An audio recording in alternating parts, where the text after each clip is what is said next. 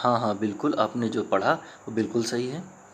जो 75% की बात की गई है वो ज़रूर होंगे आपके ITI में, ठीक है। लेकिन वो होगा कैसे? 75% ये सिर्फ कहा जाए तो पास आप कैसे होंगे, ठीक है। तो इसके लिए मैं बताता हूँ पूरे नियम कि ये संभव कैसे है। कोई भी झूठ नहीं है ये।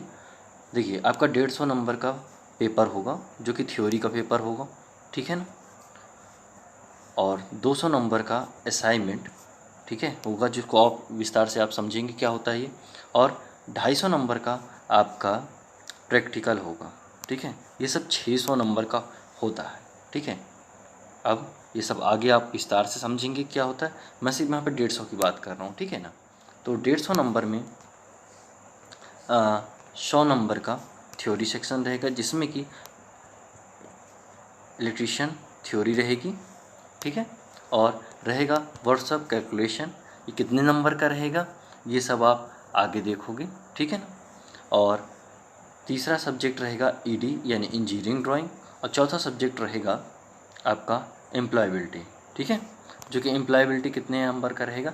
50 नंबर का रहेगा, ठीक है। एक अकेला सब्जेक्ट के 50 नंबर का रहेगा। तो क्या क्या कितने का होने वाला है?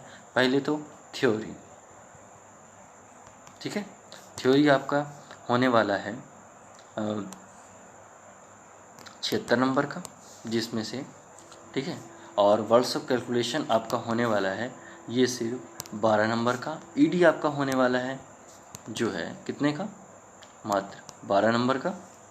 और वहीं पर आपका होने वाला है एम्प्लॉयबिलिटी स्केल कितने का? 50 नंबर का, ठीक है। यानी अगर 150 में नंबर जो हैं उसमें आप 50 नंबर भी पाते हैं, समझ रहे हैं आप? अगर आप 150 में 50 नंबर भी पाते हैं तो कैसे 75% होगा ये मैं बताता हूँ आपको, ठीक है। और ये शॉर्ट है, आप आगे जाके विस्तृत देख सकते हैं कि कैसे क्या होने वाला है, ठीक है। ये थोड़ा सा मैं शॉर्ट इंट्रोडक्शन दे दिया हूँ, ठीक है। तो मान लीजिए कि आप 150 में 50 पा रहे हैं, ठीक है। और वहीं पर जो मैंने बताया कि 450 में कितना, मान लेते हैं आप 400 पा गए, तो आपके पूरे नंबर हो गए 450। कितने में? 600 में, पूर्णांक है, भाग दे दीजिए, 75% आ गया। मतलब ये बात बिल्कुल सही ठहरी कि 75% तो सिर्फ क्या है, सिर्फ पास होने में आएगा। लेकिन इसके लिए बाबू फिर भी पढ़ना पड़ेगा, क्वेश्चन टफ होते हैं, ठीक है। तो जो NCVT क्वेश्चन देता है गैस पेपर, उससे हम लोग पढ़ेंगे आगे, ठीक है। विस्तृत जानकारी के लिए बने रहो वीडियो में, पूरी जानकारी है और पढ़ाई का वीडियो भी है इसमें, ठीक है ना। और लगातार वीडियो आती रहेगी, इसलिए सब्सक्राइब कर लो और जिसको ज़रूरत है उसे भेजो, और जो ITI कर चुके हैं उनको ही भेजो, क्योंकि ये सब क्वेश्चन बहुत इंपॉर्टेंट है कंपटीशन एग्ज़ाम के लिए भी। चलो आगे देखते हैं। अभी तक आपने जाना कि आपका पूर्णांक थ्योरी के लिए, यानी सारे थ्योरी पेपर्स के लिए कुल मिला करके 150 का है।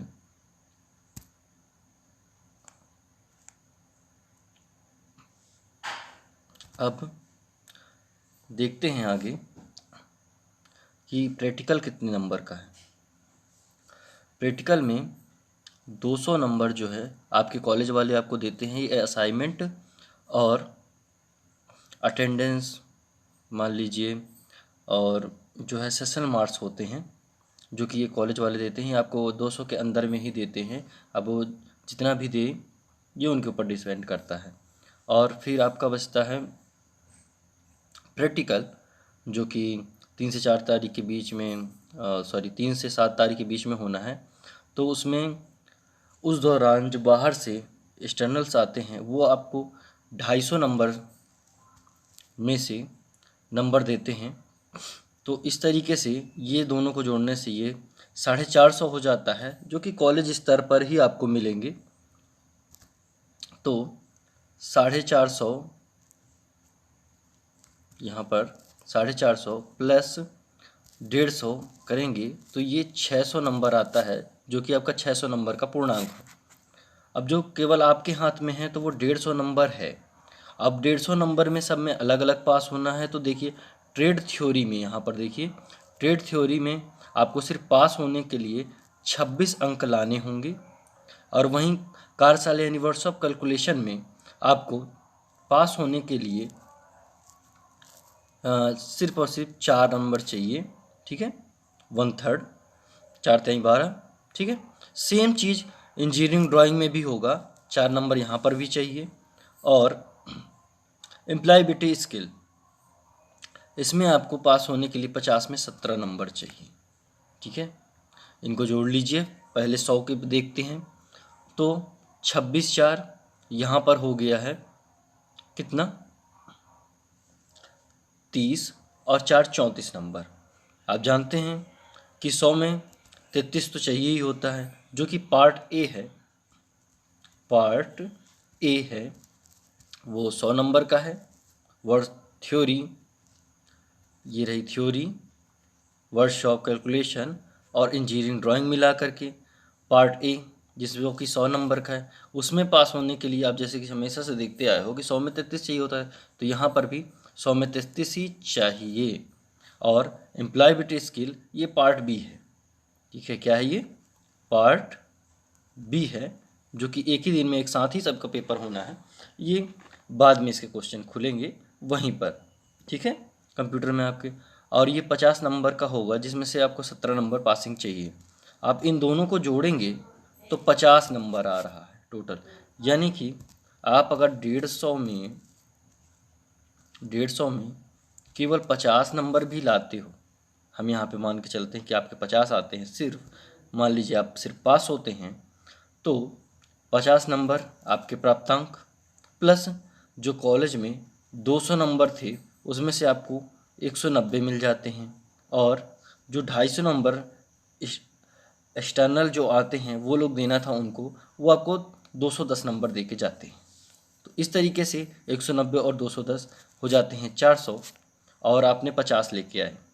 तो यहाँ देखते हैं, ये मिनिमम मैं नंबर्स की बात कर रहा हूँ जो आपके अगर आए तो, ठीक है।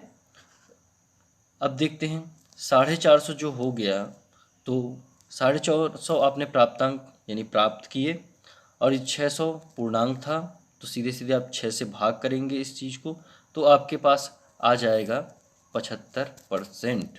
यानी आप सिर्फ पास होते हो तो भी आपका 75% रिजल्ट यहाँ पर बन रहा है। तो ये बात यहाँ से प्रूफ होती है, बिल्कुल सही ठहरती है कि 75% तो भाई बन जाएगा। लेकिन उसके लिए भी आपको पढ़ना तो पड़ेगा, सिर्फ पास होने के लिए भी पढ़ना पड़ेगा, जिसके लिए एनसीवीटी द्वारा, NCVT national council of vocational training के द्वारा, ठीक है, और डीजीईटी, ठीक है, जो कि सारे इंडिया के आईटीआईज़ का माई बाप होता है, यही क्वेश्चन बनाते हैं, यही सब करते हैं। तो इन्होंने ये निकालते हैं गैस पेपर, ठीक है। वो गैस पेपर हम लोग यहाँ पर पढ़ेंगे रोज़ाना, हर वीडियो में आपको मिल जाएगा। उसी से क्वेश्चन आने वाला है और कहीं से नहीं आने वाला। उसको आप अच्छे से पढ़ लें, उससे रिलेटेड भी हम क्वेश्चन पढ़ लेंगे तो बड़े आराम से सिर्फ 75 नहीं, आपके 90% आ जाएंगे बहुत अच्छे तरीके से। और 90%, 85% बहुत अच्छे अंक हैं आपके। किसी भी जैसे फील्ड में जाना है, किसी भी कंपनी में जाना है, रेलवेज़ और बीएचईएल, बड़ी बड़ी जगह पर, वहाँ पर सिलेक्शन होने के लिए, अप्रेंटिस करने के लिए बहुत ही अच्छे नंबर होंगे। तो ये सीरीज स्टार्ट करेंगे हम आगे।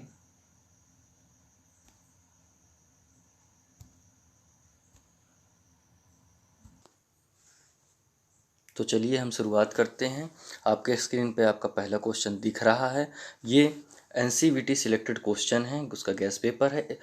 ये केवल आपकी आईटीआई एग्ज़ाम के हिसाब से ही महत्वपूर्ण नहीं है, बल्कि ये हर एक परीक्षा जो कि आईटीआई लेवल की होती है, हाँ, जॉब वाली परीक्षाएं जिसको कि देने के बाद जॉब लगती है, उन सभी में ये इम्पोर्टेंट है। सारे क्वेश्चन अपने आप में बहुत महत्वपूर्ण क्वेश्चन हैं, और आईटीआई की परीक्षा के लिए तो बहुत ही उत्तम है, क्योंकि इसी से आपका क्वेश्चन पेपर बनेगा और वो आएगा आगामी समय में जो भी परीक्षाएं होने वाली हैं उनमें। तो चलिए आगे देखते हैं। पहला क्वेश्चन है आपका साइंस के बारे में, मतलब चिन्ह के बारे में। तो ये क्वेश्चन आप देखो कि ये प्लस यानी डॉक्टर का टाइप का चिन्ह आपने बहुत बार देखा होगा। पूछा जा रहा है इस सुरक्षा चिन्ह का नाम क्या है। आईटीआई में 4 तरीके के चिन्ह हमें पढ़ाए जाते हैं। तो उसमें से पहला है जैसे वार्निंग साइन, दूसरा है मिलिट्री साइन, तीसरा है प्रोहिबिशन साइन, ठीक है, और चौथा है इंफॉर्मेशन साइन।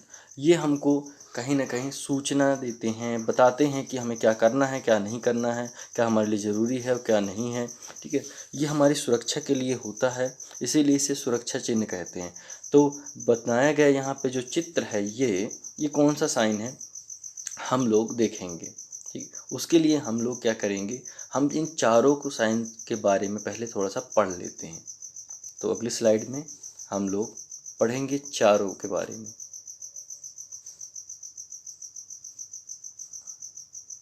यहाँ पर देखिए आपका जो प्रोहिबिशन साइन है, यानी कि ये निषेधात्मक, आपके आईटीआई की बुक में है, निषेधात्मक चिन्ह है। ये आपको मना करता है। जैसे कि आप देख रहे हो यहाँ पर एक व्यक्ति बना हुआ है, उसका प्रतिबिंब बना है जिसमें वो हाथ दिखा करके क्रॉस बना हुआ है, ताकि ये बता रहा है कि आपको यह काम यहाँ पर नहीं करना है, उस चीज़ के लिए मनाही है, आप यहाँ पे ये काम ना करें, ठीक है। तो जैसे कि यहाँ पर अगर सिगरेट का जो है साइन बना होता और उसमें ऐसे लाल कलर का पट्टी, गोल पट्टी बना करके ऐसे क्रॉस पट्टी लिखा होता लाल कलर की, तो इसका मतलब है कि वहाँ पे आप सिगरेट नहीं पी सकते, नो स्मोकिंग जोन है। तो ये कौन सा है, निषेधात्मक या प्रोहिबिशन साइन है। और दूसरा साइन है यहाँ पे वार्निंग यानी चेतावनी चिन्ह।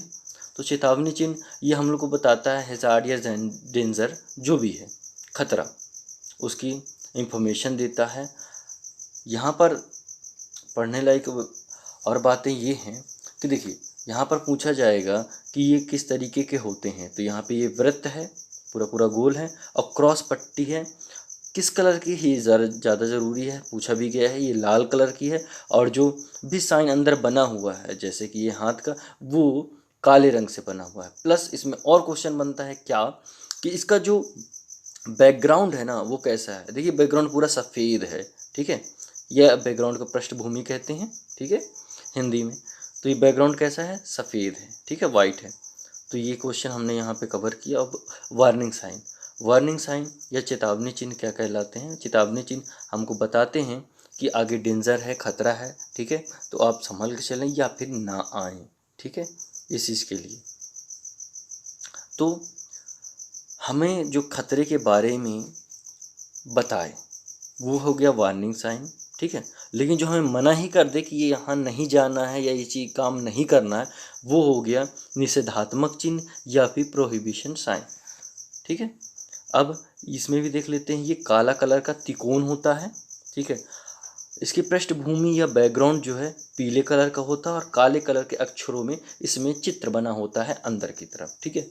ये भी क्वेश्चन हो गया। फिर अगला है मिलिट्री साइन क्या है, जो कि ज़रूरी है, इसको कह सकते हैं हिंदी में सकारात्मक चिन्ह। ये क्या है, ज़रूरी है ना, ये के ज़रूरी है ऐसा करना। ये कैसा, ये भी गोल है, और देखो अंदर इसका बैकग्राउंड कैसा है, नीला, और इस बंदे ने चश्मा लगाया हुआ है, ठीक है। ये पूरा बंदा ही किसका बना हुआ है, सफ़ेद कलर से। तो इसका जो लाइनिंग होती है या प्रोजेक्शन होता है ये कैसे होता है, सफ़ेद लाइन से, ठीक है ना, वाइट कलर से। तो जो भी साइन बना है ये वाइट कलर से है, और इसने चश्मा भी पहने हैं तो वाइट ही दिख रहे हैं। इसका मतलब हमने समझ सकते हैं अंदर जो भी चिन्हांकन होता है वो वाइट या सफ़ेद कलर से होता है, और ये वृत्त होता है, प्लस इसके जो पृष्ठभूमि या बैकग्राउंड होती है वह नीला होती है। तो ये बताता है कि आपको ये ज़रूर ही करना है, आपको ये नहीं छोड़ना है। मतलब अगर आप यहाँ जा रहे हैं तो आपको चश्मा लगाना है आइस प्रोटेक्शन के लिए। और आगे इमरजेंसी या फर्स्ट स्टेज साइन, इसको हम लोग बोलते हैं सूचनात्मक चिन्ह, ठीक है, या इंफॉर्मेशन साइन, जो हमने वहाँ पे देखा इंफॉर्मेशन साइन, ठीक है। जैसे कि वहाँ पे दिखा रहा था डॉक्टर का चिन्ह बना हुआ है, मतलब वहाँ पे आकस्मिक चिकित्सा का सुविधा है। अब यहाँ पर ये थोड़ा सा अलग है, पर सही में ये सच में ये होता है, ऐसा है कि वाइट बोर्ड पर चौकोर बोर्ड होता है, जैसे यहाँ पर है, वाइट बोर्ड पर केवल लिखा होता है। जैसे यहाँ पे ये वाइट बोर्ड है, देखिए, है ना, और इसमें हम काले अक्षर से लिख दें टॉयलेट और उसमें चिन्ह बना दें जैसे तीर का इधर साइड, तो आप समझ जाओगे, ठीक है। तो इसका मतलब ये है कि इन्फॉर्मेशन देता है। अब हम लोग क्वेश्चन की तरफ चलते हैं कि क्वेश्चन क्या था और सही आंसर क्या होना चाहिए।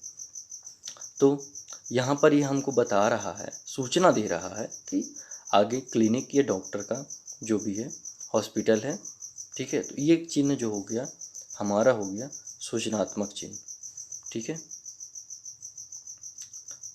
अब अपने हम जो है दूसरे प्रश्न की ओर बढ़ते हैं। तब हमारा जो दूसरा प्रश्न देखते हैं क्या कह रहा है। तो दूसरा प्रश्न कह रहा है अग्निशमन क्या है। शमन का मतलब यहाँ पर है बुझाना, समाप्त करना। तो अग्निशमन क्या है, अग्नि को कैसे बुझाया जाता है। तो आप ऑप्शन देखो, अग्नि में ईंधन मिलाना, ईंधन मतलब कि पेट्रोल डीजल जो जिसमें भी आग लग सकती है वो चीज़ें, तो यहाँ पे ये तो हो ही नहीं सकता। अग्नि से ईंधन को अलग करना, हाँ ये एक ऑप्शन हो सकता है। जल का उपयोग करके तापमान कम करना, हाँ ये भी हो सकता है, ठीक है। यह अग्नि को ऑक्सीजन की आपूर्ति से अलग करना। तो सबसे अच्छा जो ऑप्शन है वो ये है कि वहाँ पे ऑक्सीजन ना पहुँचे तो आग नहीं चलेगी। इसके लिए हम आग को थोड़ा सा समझते हैं।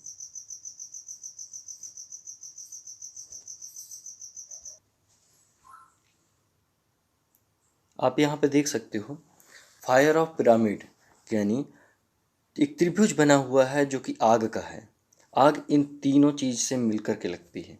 ये हो गया आपका हीट, यानी वो सतह जो है जहाँ पर भी आग लगानी है आपको वो गर्म होनी चाहिए, ठीक है। दूसरी चीज़ है ईंधन या फ्यूल होना चाहिए। जैसे कि हम आग लगा रहे हैं और पेट्रोल से लगा रहे हैं तो हमारा ईंधन क्या हो गया, पेट्रोल हो गया। फिर पेट्रोल को हम थोड़ा सा गर्म करेंगे यानी हीट करेंगे। इसके लिए क्या उपयोग करेंगे, माचिस या लाइटर का। फिर दूसरी चीज़, जब हीट हमारे पास आ गई तो तीसरी चीज़ हमें चाहिए ऑक्सीजन, O2, ठीक है। बिना ऑक्सीजन के आग लग ही नहीं सकती, ठीक है। तो ये जब तीनों ही चीज़ें एक मिलती हैं तब बनता है एक पिरामिड या एक त्रिभुज। अगर इस त्रिभुज से एक भी चीज़ को हटा दिया जाए, मैं कल्पना करता हूँ कि हमने ऑक्सीजन को यहाँ से हटा दिया, तो क्या एक त्रिभुज बन पाया, नहीं, ये त्रिभुज अधूरा रह गया, ये कुछ इस तरीके से रह गया, है ना, त्रिभुज नहीं हुआ। तो ये त्रिभुज कब होगा, जब यहाँ से एक लाइन और खींचेगी, मतलब यहाँ पे ऑक्सीजन आएगा, ठीक है। H हीट, F फ्यूल और ऑक्सीजन का O2, ठीक है। तब होगा क्या, आग जलेगी। तो यहाँ से हम कुछ भी चीज़ हटाएं तो क्या होगा, आग बुझेगी, आग लग ही नहीं सकती। तो देखिए यहाँ पर जब जल डालने की बात हुई तो हम यहाँ पे उस क्या रिमूव किए, हीट को, क्योंकि हमने हीट को कैसे रिमूव किया, उस सतह को हमने ठंडा किया, ठीक है। लेकिन ये उतना सफिशिएंट आंसर नहीं था, ठीक है, ये करना उतना सफिशिएंट नहीं था, इसलिए हमने थोड़ा सा इस और कोई ऑप्शंस के बारे में सोचना चाहा और सोचा। फिर दूसरी बात, हम ईंधन ही हटा लें, फ्यूल को वहाँ पास से हटा लें तो एकाएकी पूरा पेट्रोल को हटा लेना संभव नहीं है। तो हम अगले ऑप्शन के पास गए, ठीक है। तो अगला ऑप्शन था ऑक्सीजन को रिमूव करना, ठीक है। तो ऑक्सीजन अगर किसी तरीके से हट जाए तो ये सबसे अच्छी चीज़ होगी, है ना, और ऑक्सीजन की अनुपस्थिति में आग नहीं लगेगी। अब ऑक्सीजन को हटाने के लिए कैसे हटाया जा सकता है, आपके मन में सवाल होगा। तो ऐसे ऐसे फायर एक्सटिंग्विशर आते हैं, ठीक है। फायर एक्सटिंग्विशर मतलब वही बाटला जो कि आग बुझाने के काम आता है, इस तरीके से होता है। आप इसको खींचते हैं तो यहाँ से निकलने लगता है, ठीक है ना, ड्राई पाउडर टाइप का, या फिर गैस निकलेगी। तो ये क्या करेगी, जो भी मान लीजिए कि यहाँ पर ये कोई लकड़ी है उसमें आग लग चुकी है, ठीक है, आप इसको स्प्रे कर दिए हो तो ये चारों तरफ से इसको कवर कर लेगा, जिस वजह से क्या है, O2 की सप्लाई बंद हो जाएगी। और O2 की सप्लाई बंद हो गई तो आग अपने आप कम हो करके बुझ जाएगी, ठीक है। तो अब हम अपने मेन क्वेश्चन की ओर चलते हैं और देखते हैं सफिशिएंट आंसर क्या था। तो देखिए यहाँ पर बिल्कुल सही था हमारा आंसर, जो हमने पढ़ा भी उसी हिसाब से कि अग्नि को ऑक्सीजन से अलग करना। हाँ, यही वाला डी ऑप्शन बिल्कुल सही है। अब आगे बढ़ते हैं क्वेश्चन नंबर 3 की ओर। क्वेश्चन नंबर 3 आपसे क्या कह रहा है? क्वेश्चन नंबर 3 आपसे कह रहा है, निम्न में से भौतिक हानि क्या है? भौतिक हानि मतलब फिजिकल हैजार्ड, जो आपको डायरेक्ट जो है, तो आप फिजिकल हैजार्ड समझ गए कि क्या होता है भौतिक हानि। ठीक है, अब सही आंसर दीजिए। तो यहाँ पर है सबसे पहले स्मोकिंग या धूम्रपान करना, सिगरेट पीना, ये स्मोकिंग। उससे क्या होगा कि आपके फेफड़े खराब होंगे, लेकिन ये आंतरिक बीमारी को पैदा कर रहा है, ना कि फिजिकल हैजार्ड बाहर से कुछ दिखने वाली बीमारी या फिर कोई चोट है, इसलिए ये ऑप्शन नहीं हो सकता। दूसरा है वाइब्रेशन, कंपन। कंपन यानी किसी मशीन का हिलना, लगातार हिलना, ठीक है, तो उसमें से संभवतः आपको चोट, उसके पास में जाएंगे आप तो लग जाएगी। वाइब्रेशन आप समझते हो अच्छे से, ठीक है। और लगातार हिलने से कटाव होगा, जिसकी वजह से अगर आपकी बॉडी हल्की भी टच हुई तो कंपन या वाइब्रेशन से बॉडी में चोट लगना लाजमी है। और सबसे सही जो सटीक आंसर, सफिशेंट आंसर यही समझ में आ रहा है, पर थोड़ा सा हम आगे भी ऑप्शन देख लेते हैं। क्षरण यानी कि जैसे लोहे में छड़ता है, एक तरीके से क्षरण कोरिजन लगता है, उस तरीके से होना, तो ये सही उतना नहीं है। रेडियो सक्रियता या रेडियो एक्टिव मटेरियल, या जो ऐसे प्लांट हैं जो कि नाभिकीय रिएक्टर से चलते हैं, वहाँ की रेडिएशन भी अगर लगती है, जैसे कि सूर्य से ही रेडियो एक्टिव किरणें निकलती हैं, परावैंगनिक किरणें निकलती हैं, वो आपकी बॉडी में लगती हैं तो वो अंदर से डैमेज करती हैं, स्किन कैंसर पैदा करती है, लेकिन वो फिजिकली डैमेज नहीं करती। इसलिए सही आंसर यहाँ पर हो जाएगा आपका ये वाइब्रेशन। वाइब्रेशन होगा सबसे सही और सटीक आंसर।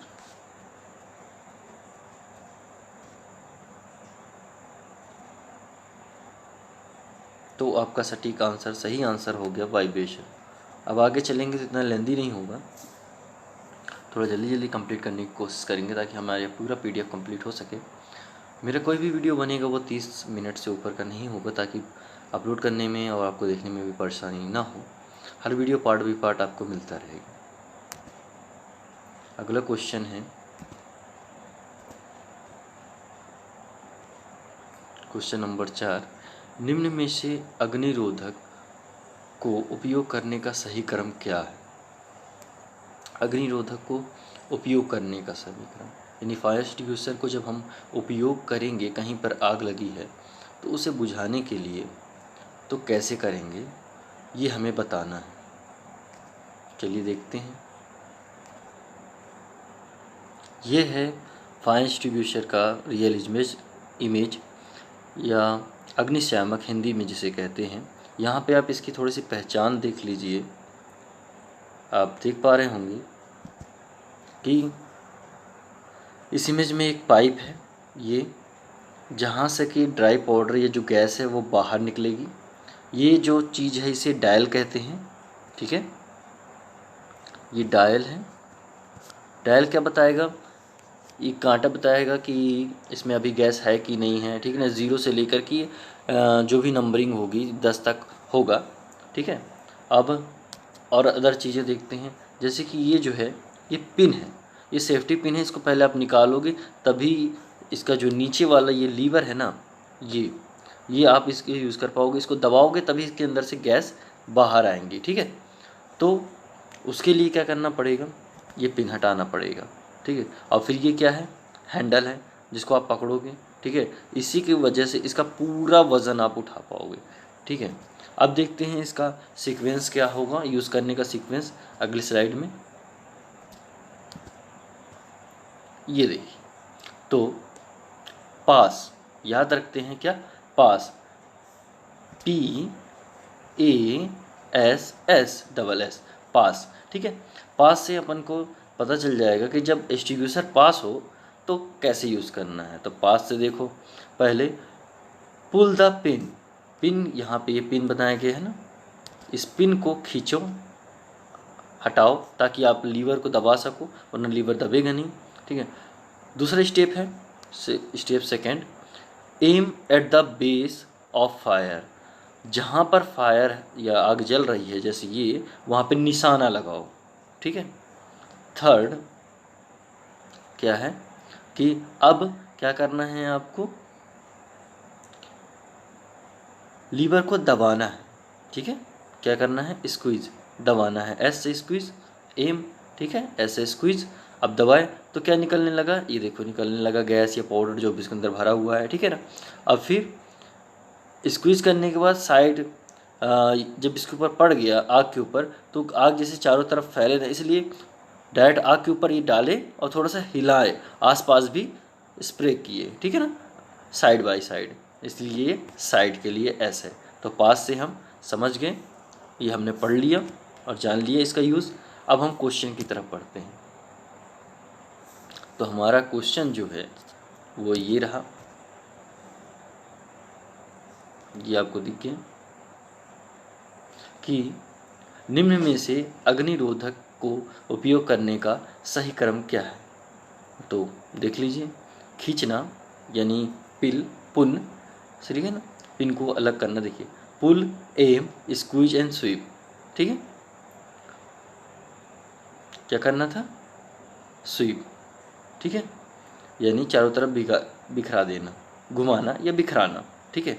तो सबसे हमने क्योंकि पढ़ लिया तो हम चारों ऑप्शन के साथ नहीं जाएंगे, हम डायरेक्ट अपना आंसर चुन लेते हैं, आंसर नंबर ए, ठीक है। ऑप्शन नंबर फर्स्ट या ए हमारा सही आंसर है यहाँ पर, ठीक है। अब क्वेश्चन नंबर 5 की तरफ चलते हैं, जो कि यहाँ पर है। अब आ गया नया टॉपिक, 5S संकल्पना, ठीक है ना। 5S संकल्पना ये जापानियों की देन है। जापानियों ने क्या किया, अपना सीसो सीरो सिकेत्सु और सिकेत्सुके नाम की चीज़ें चलाई, ठीक है। उन्होंने स्टेप बाय स्टेप ये बांट दिया। अब ये है क्या, 5S क्या है, इसका सीधा सीधा मतलब है साफ सफाई। इसको समझने के लिए दूसरी स्लाइड पर चलते हैं और देखते हैं, ठीक है। यहाँ पर ये तो देख सकते हो आप कि यहाँ पर कुछ चीज़ें लिखी हुई हैं स्टेप बाय स्टेप, इन्हीं का क्रम वहाँ पर पूछा गया है। जैसे सबसे फर्स्ट लिखा हुआ है सीरी, ये जापानियों का है, इससे हमको कोई मतलब नहीं। सीरी, सीतोन, ठीक है, सीसो, सिकेत्सुके और सेत्सुके, सॉरी, और सिकेत्सुके, ठीक है। ये 5 चीज़ें हैं। अभी 5 चीज़ें हैं क्या, अब हम लोग इंग्लिश में पढ़ते हैं जो कि ज़रूरी है, तब हम समझ पाएंगे, ठीक है।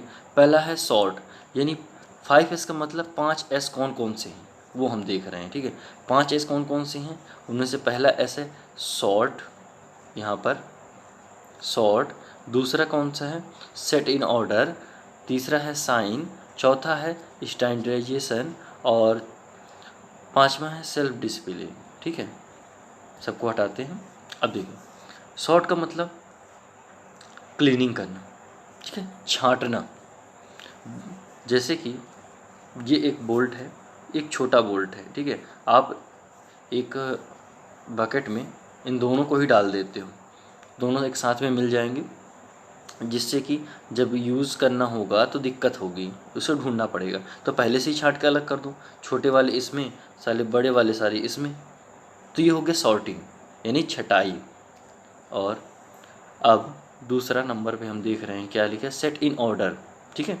मतलब ये जैसे हमने 2 चीज़ें को छाट लिया था, 12 नंबर बोल्ट और 10 नंबर बोल्ट को मान लीजिए, ये 10 नंबर है, ये 12 नंबर है, ठीक है ना।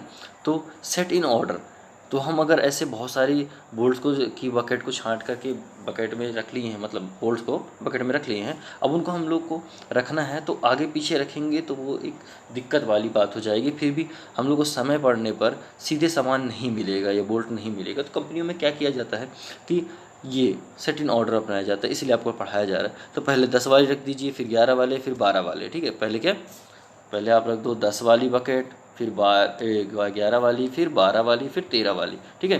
तो एक बढ़ते क्रम में कोई भी आएगा तो वो बोल्ट या स्क्रू को उठा लेगा, ठीक है। इससे आपका काम आसान हो गया। 5S हमारे काम को आसान करता है, इसलिए ये ज़रूरी है, ठीक है। अब यहाँ पर ये क्रम देखते जाइएगा, क्या है कि ये क्रम से ही क्वेश्चन आया गया है। पहला क्रम है सॉर्ट, दूसरा क्रम है सेट इन ऑर्डर, ठीक है। तीसरा है साइन, मतलब बिल्कुल चकाचक साफ करना है, साइन करे, ठीक है। आपके नट बोल्ट बकेट इस तरीके से सफाई करना है। और फिर चौथा एस है आपका स्टैंडार्डाइजेशन। स्टैंडर्डाइजेशन आपको बताता है मानकीकरण, मानक रूप से रखना, ठीक है। जैसे कि आप अगर 10 नंबर बकेट को जो आपने दिया कि इसमें 10 नंबर लिख दिया, ठीक है। 10 नंबर बोल्ट है, आपको पता है, आपने इस बकेट में रखा है। 12 नंबर बोल्ट आपने इस बकेट में रखा है, पर आपने यहाँ पे पर्चा तो नहीं चिपकाया ना कि 10 नंबर है या ये 12 नंबर है इस बकेट के ऊपर। तो आपने इनको मानकीकरण से अलग कर दिया। आपको इनका नामकरण मानक देना पड़ेगा, तो क्या वो काम और आसान हो जाएगा। तो ये हो गया मानकीकरण, ठीक है, या स्टैंडर्डाइजेशन, ठीक है। अब इसको हटाते हैं। लास्ट आपको बचता है सेल्फ डिसिप्लिन। आपको खुद अच्छे से रहना है, डिसिप्लिन में रहना है, ठीक है। ये आपके ऊपर डिपेंड करता है, ठीक है। आपके लिए बहुत ज़्यादा ज़रूरी चीज़ है कंपनी के अंदर।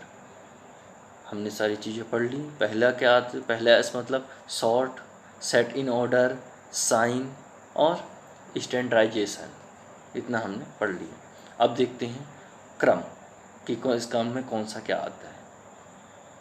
क्वेश्चन की तरफ चलते हैं। ये रहा क्वेश्चन,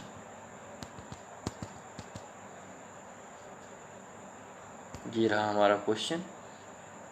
क्वेश्चन था कि 5S संकल्पना में कौन सा चरण स्टैंडर्डाइजेशन को इंगित करता है यानी बताता है। तो जानते हैं चौथा। कोई दिक्कत कोई हैरानी परेशानी नहीं, डायरेक्ट टिक कर दिया हमने, हो गया ये। और आगे श्रेणी में चलते हुए अब देखते हैं 6वां नंबर क्वेश्चन। ये लास्ट क्वेश्चन होगा, इसके बाद में हम डायरेक्ट जो है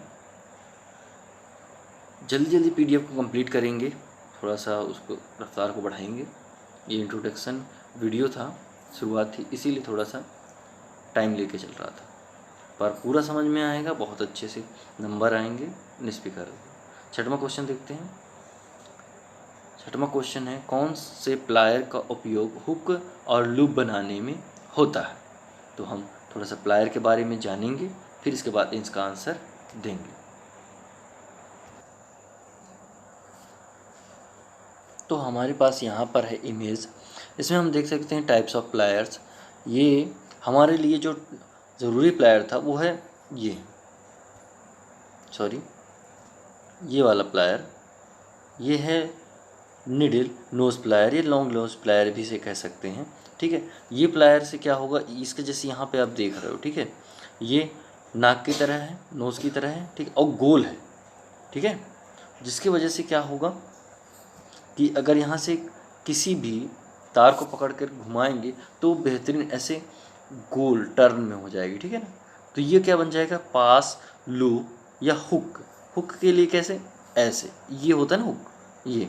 तो इसको ऐसे घुमाने के लिए यूं इस वाले प्लास का अपन या प्लायर का इस्तेमाल करेंगे, ठीक है। ये वाइस ग्रिप प्लायर है, ठीक है ना। ये लॉकिंग प्लायर इसे कह सकते हैं, ITI में वाइस ग्रिप प्लायर बोलते हैं, ठीक है। और यहाँ पर अलग अलग तरीके के प्लायर हैं। देखिए सबसे ज़्यादा उपयोगी जो लाइनमैन प्लायर लिखा है इसे ITI में कॉम्बिनेशन प्लायर कहते हैं, ठीक है। और वायर स्टिपर यहाँ पे ये सही चीज़ लिखी हुई है, वायर स्टिपर हमारे बहुत काम आता है। और फिर ये कटिंग प्लायर ये है, ठीक है ना। यहाँ पर और स्लिप जॉइंट प्लायर या इसको भी ग्रिप, सीधे सीधे ग्रिप प्लायर कहा जाता है, ठीक है। और टंग ग्रू प्लायर ये वाला हो, इसका भी सही नाम है, ठीक है। अब सभी प्लायर्स देख लिए हैं, अब हम लोग अपने क्वेश्चन की तरफ चलते हैं और उसका सबसे सटीक और सही आंसर का पता लगाते हैं, ठीक है। तो यहाँ पर हमारा रहा ये क्वेश्चन 6वां नंबर, वायर्स कौन से प्लायर का उपयोग तार के हुक और लूप, हुक और लूप आप समझ गए हो। हुक मतलब, हुक क्या हो गया, ये चीज़ है ना हुक, और लूप मतलब ये गोला, तार का एक गोला रिंग, ठीक है। दोनों चीज़ आप समझिए। तो सही ऑप्शन क्या है, कौन सा प्लायर यूज करोगे आप बताओ।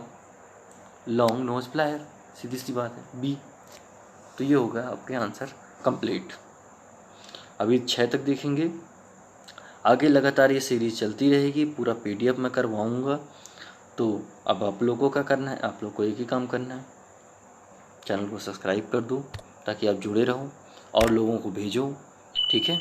जो भी ITI जो हैं कर चुके, ठीक है, या कर रहे हैं वालों के लिए तो बहुत ज़रूरी है वीडियो, और जो कर चुके हैं वो अपनी आगामी परीक्षाओं की तैयारी कर सकते हैं। कंपटीशन के लिए के हिसाब से भी ये क्वेश्चन है जो कि NCVT के हैं, सारा सिलेबस यहीं से उठाया जाता है। तो मिलते हैं नेक्स्ट वीडियो में, थैंक यू।